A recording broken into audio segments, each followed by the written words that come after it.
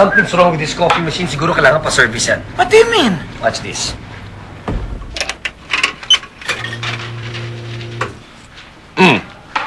Hot water lang? I told you so. Hi, boys. Sasayang din ang pera yan. Tinan mo, hot water lang yun. Sorry.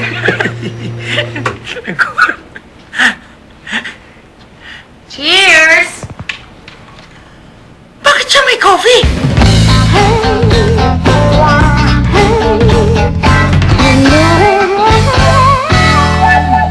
Nakalive si Julie.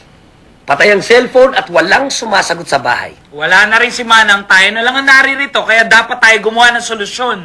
Ano bang ginawa ni Manang dito? Meron daw ang code eh. Ah, it's time for the backup plan, boys. Tama si Harvey tsaka si JC. Knowing Julie, hindi complicated ang nilagay niyang code sa machine na yan. Think. May 5 numerong pinindot si Manang. And Julie has 5 letters. May numerical equivalent ang bawat letra sa cellphone.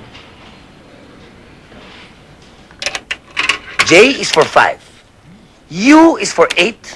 L is for 5. I is for 4. And E is for 3. Ano? Hot water lang? Pero may kasama 3-in-1! Teka, ako naman ang susubok. Okay, 5 ang numero natin sa ID. Okay? Ang administration code ay 300. Ang ranking ni Julie ay 03. 03.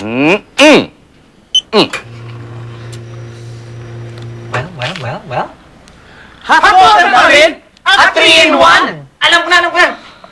Subukan natin yung house number niya. Nakatira siya sa 15th Avenue. That is 15. Oh, isama mo pa yung door number niya.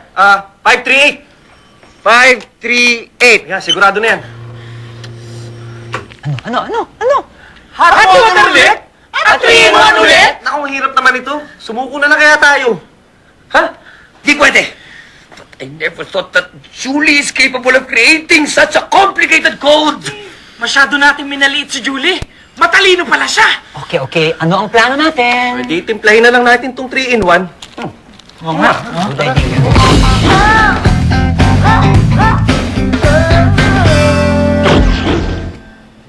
Ayos din. Manang, pwede ba, bago ka kumuha ng coffee at umalis, share mo naman sa amin yung passcode, do. Oo nga naman, Manang. Kasi sinubukan na namin lahat ng mga kaya namin para makrack namin yung passcode na sinet ni Julie. Napaka-sophisticated, hindi namin ma-figure out. Sus, kayo naman, hindi nyo sinabi agad. So ano nga yung passcode? It's sophisticated. 1, 2, 3, 4, 5.